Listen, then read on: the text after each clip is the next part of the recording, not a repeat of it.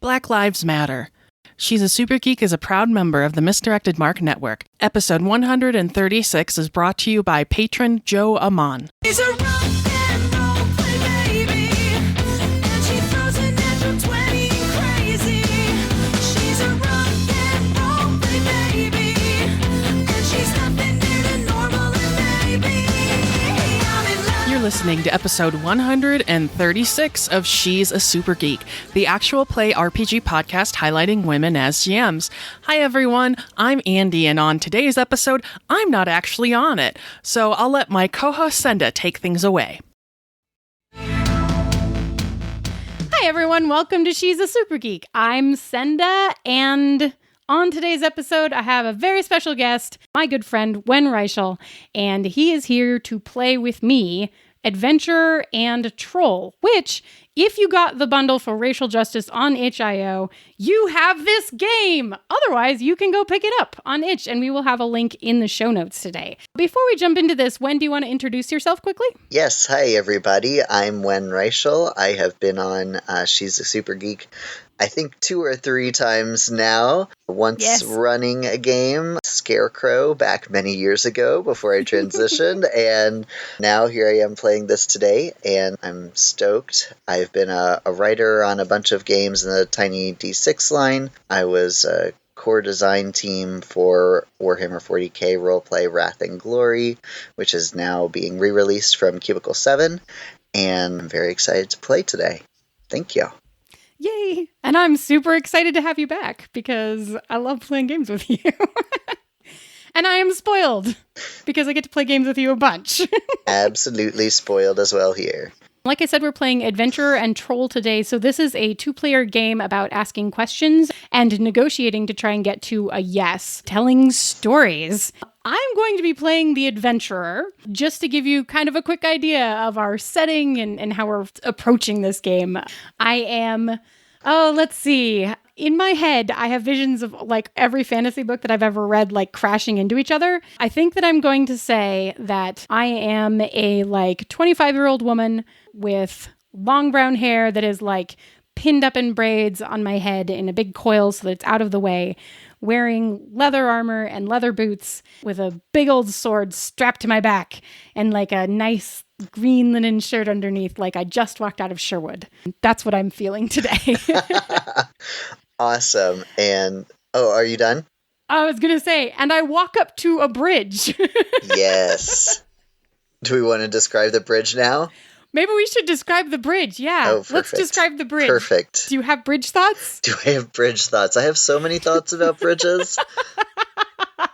This one is over it's a low bridge over a river. Like there's no like rocky depths that anyone is going to plunge to because I don't like heights or edges. So yes, this is like the lazy river of bridges. I love it. Awesome. So you're not going to push me off the side. No, because you probably just fall into an inner tube with like a drink with an umbrella in it and enjoy your float. Just drift on down. Yes. Sure. Okay. Delightful. Yes. So we'll have to come to some other conclusion that isn't you having a nice time on the river. That would be the worst possible conclusion. Right. Perfect. Right. Yes. Yeah. All right. Good deal. Anything else you want to add about the landscape or the river or the bridge itself? So I think that this bridge, it's made out of wood. And it's like, it's low, but it's got a little bit of, words are failing me, which is terrible since this is a podcast and no one can see the gesture that I am making. It's like a half circle bridge. Like it starts at ground level and it doesn't go up very high, but it goes up a little bit over the river and then it comes down on the other side. Mm-hmm. So there's like places where you can see coming up out of the water, like 2 or 3 feet, like the struts underneath it that are holding it in place. Mm-hmm. I think that it's also, there's forest on both sides of the actual river. Yeah. So it's not like you can see for miles as you're standing at this bridge, or that I could see it coming up. I've just walked up to it. And surprise, there's a bridge. Oh no. Yes. I totally am down for all of that. I think the other thing about it is like it's a very wide bridge. It's made for carts or people on horseback. It's well constructed. and it's also well maintained. It's a nicely put together bridge. It might even have handrails on each Yes, side yeah. so people can't fall off the edges. Yeah. And a little protrusion for you to take selfies over the river. Or, kiss your loved one, whatever, and Right. not be in the way of Whatever the it cart is. traffic. Yeah. Good. I've been traveling down a very wide, nice, cart-friendly road through the forest to this bridge. Yes. Leaning against the bridge is this well-muscled troll man. He is average height. You wouldn't say tall, but looks at you with some trepidation and strokes his goatee, walks to the center of the bridge, and then crosses his arms. And he's wearing like a vest and no shirt underneath, so again you can see the very nice biceps and all of that are specifically highlighted when he crosses his arms and gives you a look of trepidation. That's intimidating of him. Oh, he's not armed with a big sword like you have, fair He adventurer. might eat me. But it would be with like a béarnaise sauce or something. I don't know. Does that make it better? Well, not for Okay. you, but Okay. one has to have taste. It's true. One has to have taste. Troll! I must cross this bridge. Adventurer, I would be pleased to have you cross this bridge. But first, my day has been long and boring. There's hot sun, and it feels good to be out in the sunshine. You must regale me with tales before I'll let you cross my bridge. I will tell you tales if you will promise not to eat me. Well, if your tales are entertaining and exciting enough, if they surprise me and delight me, then absolutely. Though you hear like a growling from his stomach. It has been a while since I had a meal, and if your questions are answered in a boring, tedious manner, if you make aggressive act to me, if you aren't that interested in entertaining me, well, things will go a different direction. I look across the bridge and I look at the water. I unbuckle my sword and put it down by my end of the bridge and whack out to the middle with the troll. Ah, very good. Do we stand in the selfie spot?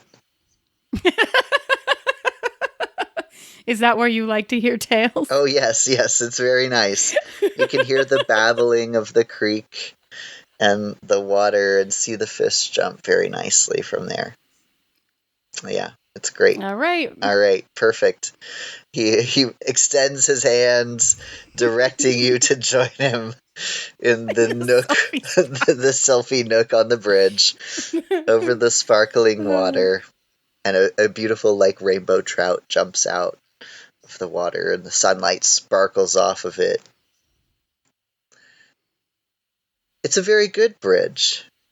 It has It's there's a lovely bridge. there's a lot to be maintained about it. I keep it in very good order, and I think that that deserves some admiration. Some people do not admire the craft work quite so much as I would appreciate. It is beautiful craft work, indeed. And as I walked up to it, I actually noticed both the condition of the wood itself as you have maintained it against the river water flowing by underneath in the humidity and the sunlight, in addition to the actual craftsmanship of the bridge, which is very well done indeed, and wide enough for a cart. And also this selfie spot is very nice. Oh yeah, this is a new addition. Coming out over the... Yep. I give the customers what they want. They wanted a selfie spot. I add a selfie spot. I've been working with Miss Hitchin over at the mill. She's a very close friend of mine on the other side, and she planed all of these boards. Walnut. He strokes his hand along the railing, admiring the craftsmanship. So tell me, adventurer, why is it that you desire to cross my bridge? What is on the other side? So you know Miss Hitchinson. Maybe you know her daughter, Melinda. She's the fairest maid that ever the land has seen.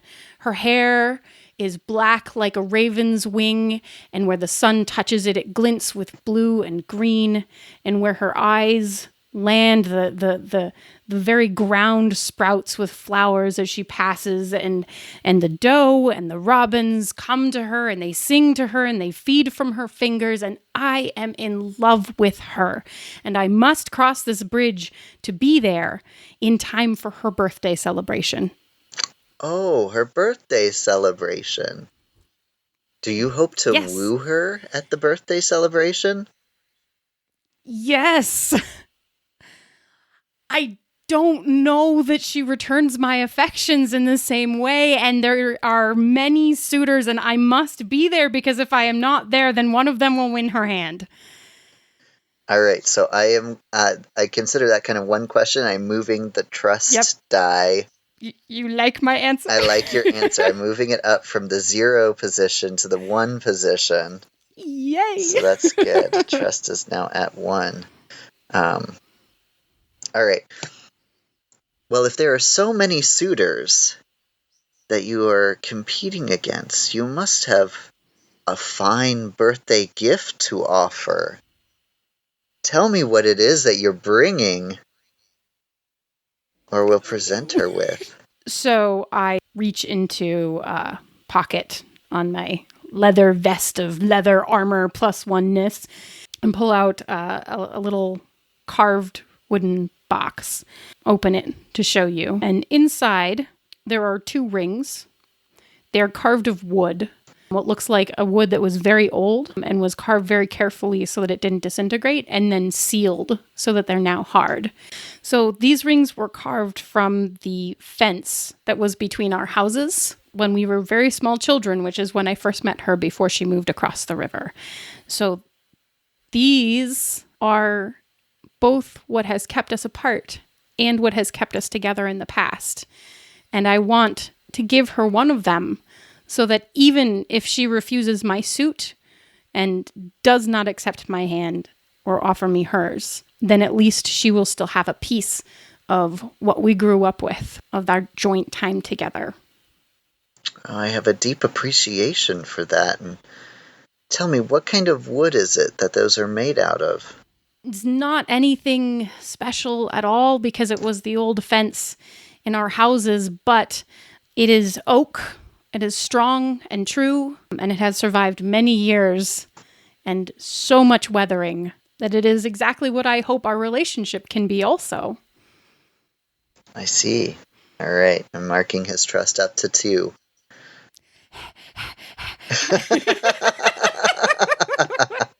I'm like on the spot here, people. It's so true. The troll definitely has the easy job. I think it comes out really well in most situations. Okay. Yeah. Okay. So yeah, he turns and looks up the river, and you can see like the water sparkling in the sunlight as it passes over rocks. Up the river, you can see the mill and the mill wheel turning right in the river. And so he nods his head because, yes, he knows Melinda Hitchinson and her mother very well, and the whole family, in fact. And that, they did move to that mill a few years ago. He strokes his goatee knowingly. Yes. I myself was planning to go to that party, but you see, unfortunately, I have to be here because there's news that there's armed mercenaries on the road that are coming to attack the troll settlement near here. And I have a concern. You come here saying, it sounds rightly so, that you're here to see the Hitchinsons and Melinda specifically, but yet you're very heavily armed for a birthday party. And I know that so many of the mercenaries are planning to gather tomorrow night on that far side of the river. Some have already passed this way. Or tried to. And he crosses his arms again. How do I know you are not one of the mercenaries who is going to be part of that troop? I'll snap shut the box and put it away carefully because I can't let those get lost in any of this. My good sir, I have left my sword on the ground and approached you in confidence. And based on your trustworthiness, I am traveling alone through the forests. And unfortunately, frequently, when one is an adventurer and one travels alone through forests, there are many dangers that can be encountered. Why, just half a day behind me, I ran into a wild boar the size of a man. And when it came charging down the path at me with its hooves like thunder upon the earth, I had nothing with me but this trusty sword that you see me with, and without it I would not be here having this conversation with you. And so, as you can see, it's very important that I actually travel well armed through the forests.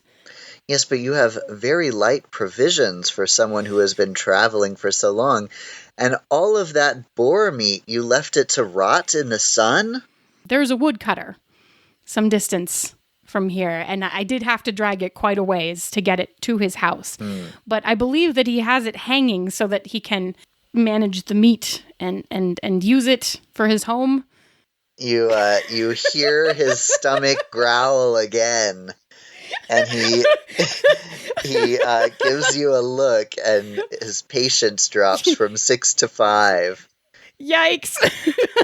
You've brought none of that meat with you for poor travelers or lonely bridgemen like myself. It was not cured or finished in any way that would have kept it. How would I have traveled with it? With just a bloody Salt. meat piece? You could have traded the majority of the carcass to the other person, the carpenter, for salt and salt pork. Perhaps I have made less than good practical decisions recently. Though I suppose someone so poorly provisioned perhaps would be coming across my bridge for more mundane and less nefarious purposes, because clearly you don't intend to stay very long at all. Well, I intended to stay with Melinda. Even if she didn't intend to take you up on your offer. Well, we're very old childhood friends. I'm very sure that she would put me up for a few days until I went home again. And will you bring me more interesting tales from then? It seems that I must. It does.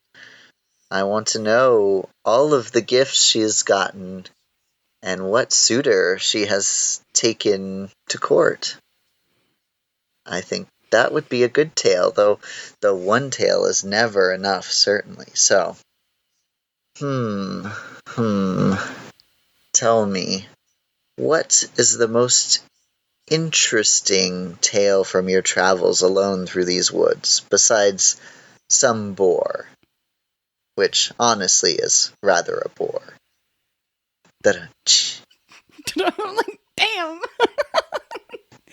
He had thundering hooves and everything.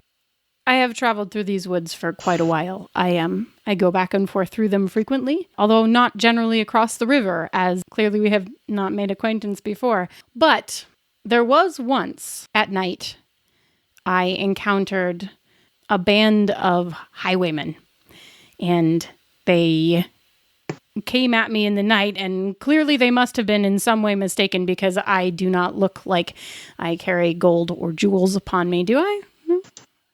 Not really. Well, you do have jewelry with you. I mean, for this specific purpose, but we're talking a time ago when I had no such things on me. Allow me to weave you a tale. Yes, please, continue. The sky was lit only by the jewels of the stars, and the moon had already set behind clouds and behind the trees themselves, so darkness was all that there was on the forest floor.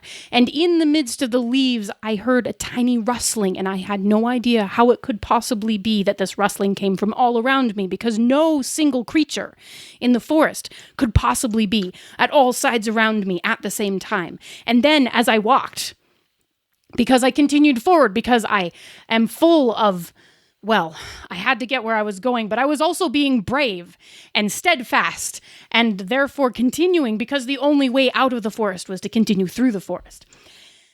And so, as I carried on, despite the rustlings around me, suddenly there was a great jingling, and then around me were 5 men all dressed in black, sheer black completely, and their eyes were glowing with red, and I was frightened. I was, what? Words coming out of my mouth. Feared. I was afeared muchly. And I was much frightened, especially because when the starlight came between the leaves of the trees, as they grinned at me because they knew that they had me surrounded, I could see the starlight glinting off their sharp, pointy fangs, and knew that these were no men indeed, but some sort of monster. And they came at me, and it turned out that their cloaks turned into giant wings like those of a bat, and they went out to the sides hugely, and I could not get away through them. And then I brought out my trusty sword. The very sword that you see upon the path that I have laid down to speak with you, sir. I brought out my trusty sword, and with it I slashed, and I got through the wings, but as I turned back, their wings had healed, even as I had come through. And I ran, because there was naught else that I could do. If my sword could not hurt them, then I must run, right? And I ran through the woods, and as I was running and running, I tripped over a broken log. And it was a piece of branch about as big around as my wrist, and I turned with it as they caught up with me, and all that I could do was wave it around at them, and then finally thrust it forward, and I got one of them directly through the heart with this piece of wood, and in front of me, it melted into the ground, and the others screeched and screamed, and then they shrank into tiny forms of bats, and I saw them as their forms went off, covering the stars as they flew, even though they were tiny little bats, the size of normal bats that you or I might see hanging from the trees or from a cave near this very bridge. Near this very bridge. Well, it didn't happen near this very bridge. I was saying you could see bats. Yes. Well, from here. there are some very lovely bats that live under the bridge, in fact.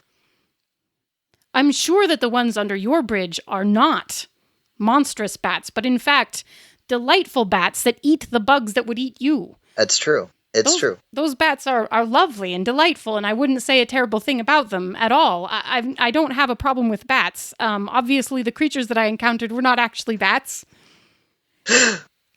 Right. Yes.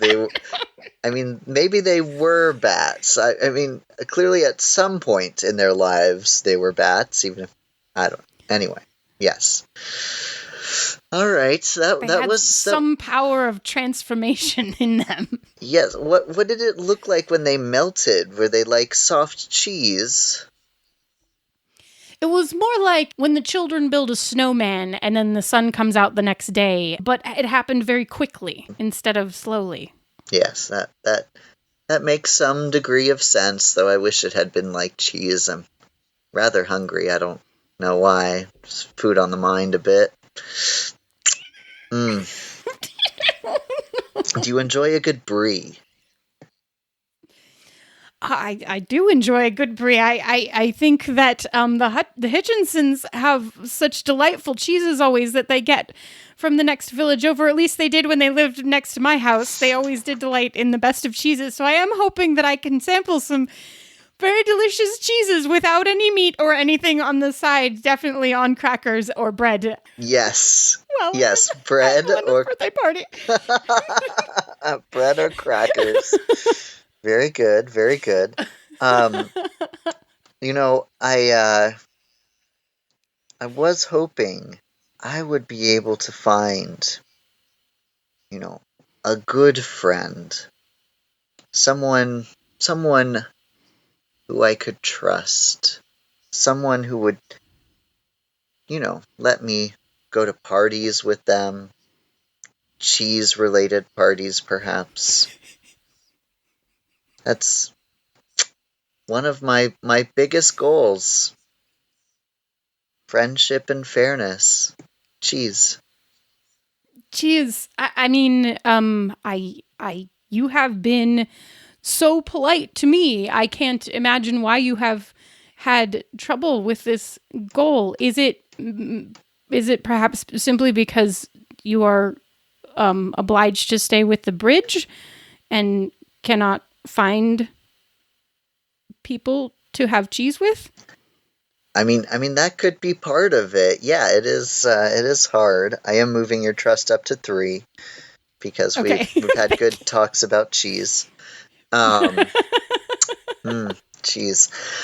You know what I was thinking? As if maybe you would stay here on the bridge, and I could go to the party just for a little while, and then we could switch back and forth. And then, I would get to meet some more friends, especially people who live close by to here.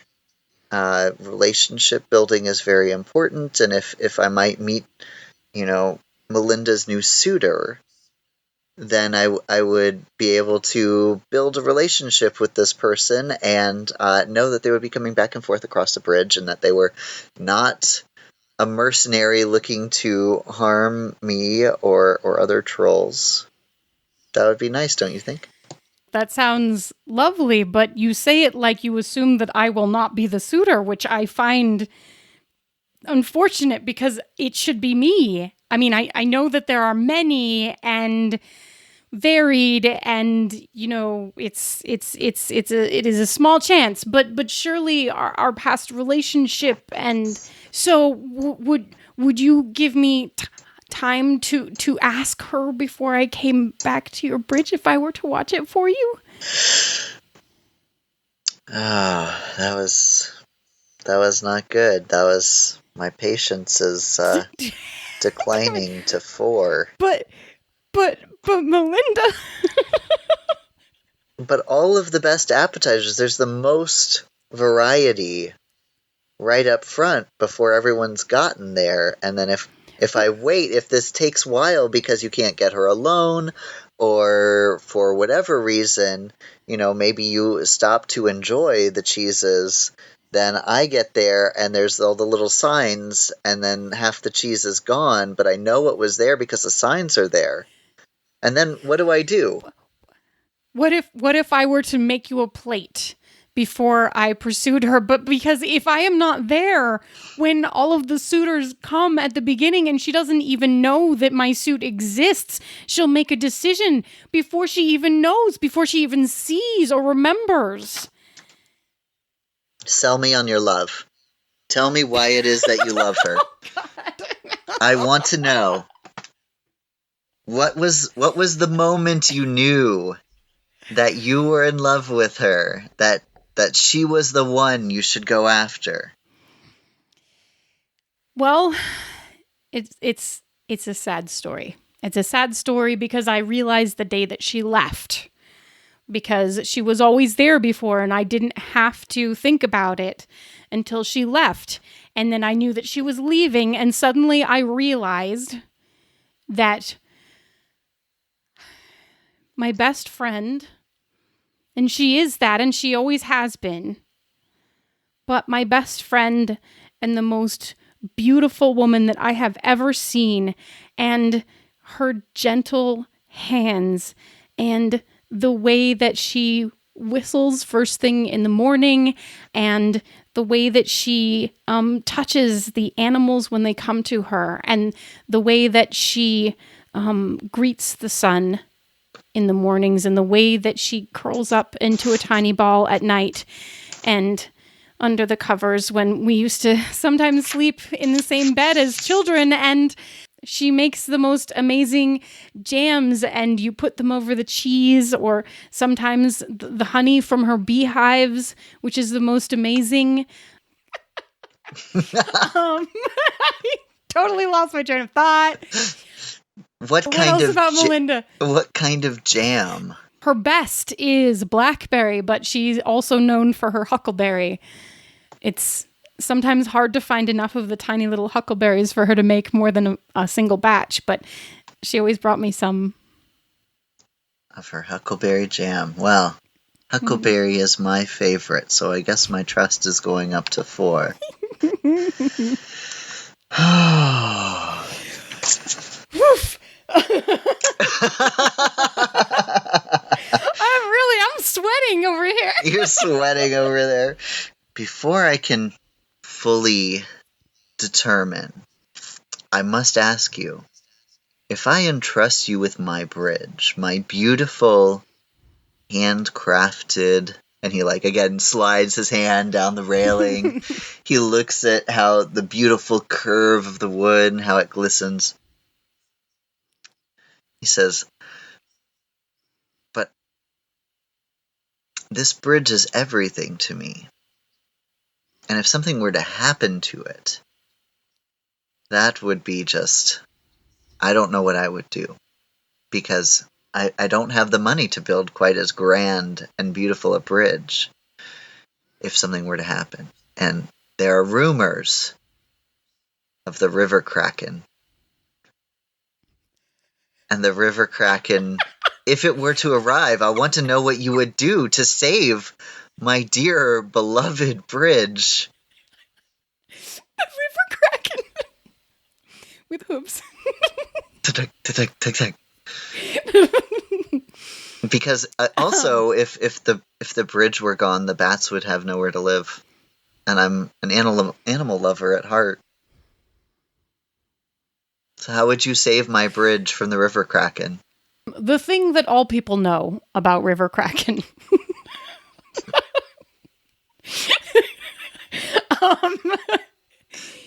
is that they are drawn to rainbow trout, and I know that you have those here. Yes. So I think that your concern is reasonable. The thing is that if you have the rainbow trout, their goal is the trout, not the structures and not anything else around the river. So if you can taunt them through with the fish, then they'll pass through and slide by with all of their tentacles all squished up against them without actually causing damage to the bridge at all. So my first attempt would be to see if I could, in fact, control them with the trout as a tasty trout snack. Yes. But failing that, if they should not be distracted by the trout and they do not fold themselves up to streak through under the bridge in an attempt to get the trout, if they came at the bridge with all of their tentacles out, then I would be forced to defend it with my sword. And at that point, as the tentacles rise over the marvelously polished handrails, they're really nice. Yeah, I'm just saying. I reseal them every few weeks just to be sure. No splinters. I like to walk barefoot, just because the wood feels nice. Yeah. So of course, it's also sealed against water. It feels like very well sealed. Yeah, of course. So as the tentacles came up, they might be spraying river water all over the top of the bridge, but it would not actually be able to come down upon the bridge, because instead of the tentacles coming down, instead my sword would slash through them. Snicker snack.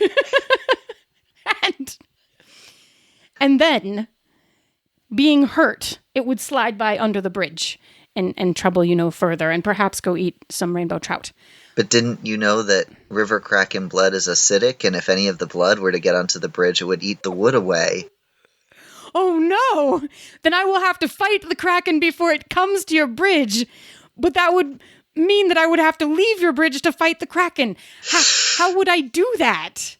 Ooh, I don't like the answer to that. My patience is going down. Oh no, I'm not done To 3. answering. Okay. I would. No. Keep answering. I would in this situation do as you would bid me to do when you leave me with your bridge. Would you prefer that I dive into the water and fight off the kraken in a head-to-head battle with my sword under the very water itself and perhaps come up with my life? Or would you prefer that I stay upon your bridge and protect it and then chance that it might get kraken blood on it, but hopefully that the kraken would follow through the fish? I feel like if I'm the one hiring you for this job, that I have delegated that to you, and you should know my will without me having to tell you, because if you have to come all the way up to the miller's house up the creek No, to you ask, should tell me now, so that I know. but the situation is fluid. It's a river. There are just so many things that could arise. I just don't know. I don't know what I would want. What if there's a troop of mercenaries coming up towards the bridge, and you might have to fight both at once? I can't tell you just to abandon the bridge, because then the mercenaries might come across to kill my people. Well, surely if I could see a band of mercenaries coming, I would not abandon the bridge. And you would fight them all. While there was a kraken near my bridge who might damage it. Well, then at that point, I would use the rainbow trout on the kraken to make the kraken slide through underneath it, and then I would single-handedly fight off the entire troop of mercenaries from in front of your bridge, like just on the first few rungs, so that they could not come on and could not pass and could not, damage any of the structural integrity or anything of the bridge itself. I mean, I feel like if you let the mercenaries come to the bridge, you could throw one off, and then the mercenaries would fight the kraken, and then the bridge would be fine. Yes, that's very smart.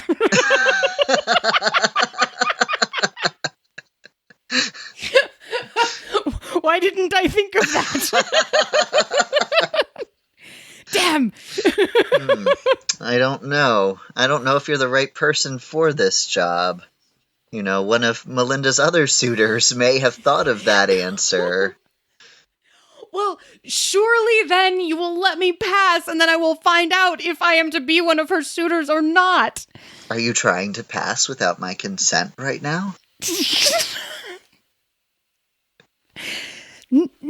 No. Great answer.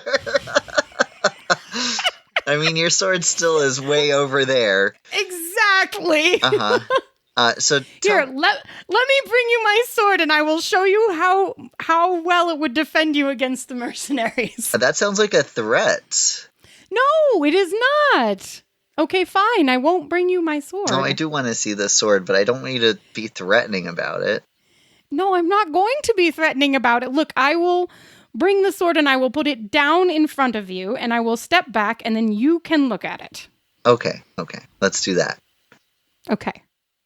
All right. Tell me what this sword looks like. It is actually, so it's very well kept, but it's clearly very old. Like the scabbard is battered in places and has clearly been repaired. The blade of the sword is extremely well tended, but the Hilt? Pommel? hilt, there we go. Yeah. The hilt of it has clearly been rewrapped. Mm-hmm. And sometimes more expertly than others. Like there's a couple of generations of rewrap happening where some of the bits weren't completely perfectly removed, but the blade itself is super true and strong and has a very perfect, it's been kept extremely well and extremely sharp. What's this inscription here say? I can't read the curly writing. It's our family motto. This blade was my father's and his mother's before him, and it says, "To live is to love." Huh. I thought I recognized this sword. Do you recognize this sword? Oh, yes. I do. What is your grandmother's name? Anne Farrell? Do you know her? Oh, I think my grandfather knew Anne Farrell. Back in the old days. Well, she crossed this river to settle on the other side with my family, and that's where we have lived ever since. My grandfather Yeah. made blades like this. He made it. But not that inscription. That was added later.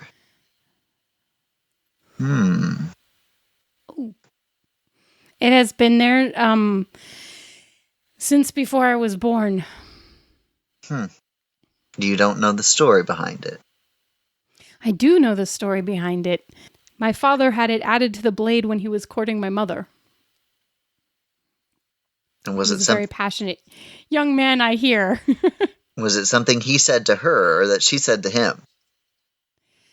I think that it was something that he said to her, and it was his promise that no matter what the blade encountered and no matter what he encountered, that his life was always dedicated to his love of her and that he would always return. So you also see then why I carry this blade to court Melinda. Ah, I do. All right, his trust is going up to a 5. I'm going to try and cross the picture. Okay. Because you don't want to fight the river kraken? No, I don't want to fight the river kraken, and I want to be early to Melinda's birthday party. I do not want to be there late. Oh, That would be terrible. that would be terrible. All right. Cool. So you're supposed to roll the die. Yeah, And I think we both roll die. yeah, Right? I need to get a die, which was silly of me. So for the people listening at home, our trust is currently at a 5, and I apparently was not patient enough to wait for a 6 to know that I would succeed. So our goal is that we're both going to roll, and we want to roll under the current trust track, which is 5. Shit. God damn it. Did you get a 6? Yes. I also got a 6. Are you serious? Yes. Well, this is going to end badly. Oh, no. All right. So what is that Wow. result? You get to eat me. Wait, it's not the chasing each other around. It's oh no. No. So, No, you just get to eat me. so you aggressively cross the bridge, and I don't like it. Is that what's happening right now? Yes. After all this, we rolled literally the only thing that could have created this result for us, which is that we both rolled 6s. Oh wow. Wow. Awesome. Okay. Okay, so tell me what Wow. you do so I can respond to it. I did not expect this. No, they were having such a This nice was- day. This conversation. Wow. Okay. She takes back her sword and she buckles it on and she's looking like just sort of, the same.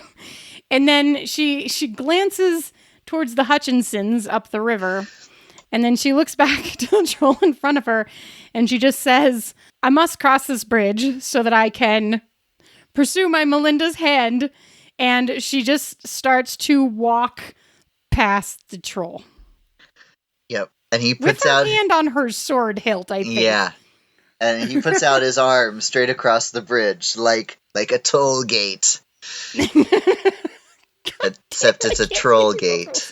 So A troll gate. yes. Yuck.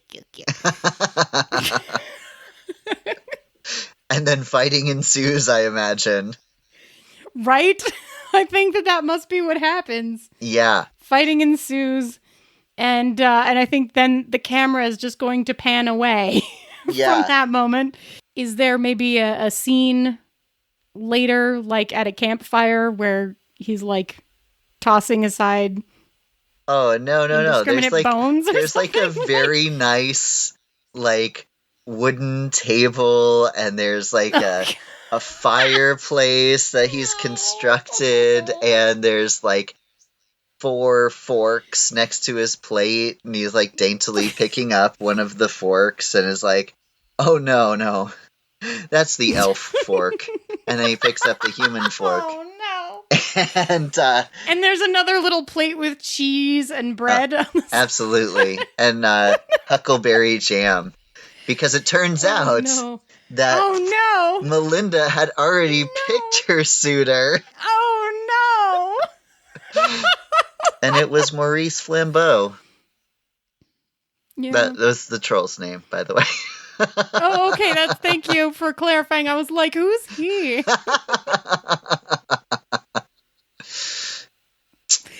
Wow, what an ending. What an ending. That was not what I expected to happen at all. No. Wow. Happy birthday, Melinda. Wow. Happy birthday, Melinda. I ate your best friend. Former best friend. I don't know. Your former best friend. Yeah, you don't know. You haven't seen her in a while. Probably didn't notice that she didn't show up. Oh. It's fine. Okay, Yes. well, I'm like sort of astonished that was the direction that went, but hey, cool. That's games for you. Indeed it is. That was delightful. Good stories. Thank you. Good questions. I was sweating. I was like, yikes. And also, thank you so very much for recording with me. It is a delight, as always, to play games with you. If people want to find you on the internet, where can they do that? I am on Facebook primarily as Wen Reischel, Reischl, and on Twitter at Wendell and Reischel. So I'm sure you can put that in the show notes. I sure can. Awesome. And where can people find you? Besides the show. No. All that nonsense happens in post. I don't have to do it. Nice. Perfect. Even It's better. the best. Andy has to do it. She plays a maid, she's got me under her spell. She plays a fighter with her eyes set to kill. I play, and I can't look away. Yeah. She takes We hope you enjoyed episode 136 of She's a Super Geek. If you liked what you heard, please go ahead and give us a 5-star rating and review on your favorite podcatcher or your not favorite podcatcher, any podcatcher. We'd be really appreciative. Today's game was Adventurer and Troll by Banshee Games. You can find it for sale on DriveThru RPG, or if you downloaded the itch.io Racial Equality Bundle. You already have it. Our theme song is Rock and Roll Play Baby by Kieran Strange. You can find music, tour dates, and merchandise online, kieranstrange.com, or on Twitter at kieranstrange. If you like She's a Super Geek, you'll probably like the Gnomecast. Several gnomes from the incredible gaming website Gnome Stew get together to talk about gaming topics and themselves in an effort to entertain you and avoid being thrown into the stew. Our co-host Senda is frequently on the Gnomecast, so if you like She's a Super Geek, you'll like that. Thanks for listening. We'll be back in 2 weeks for our next adventure. my defenses. I'm ready.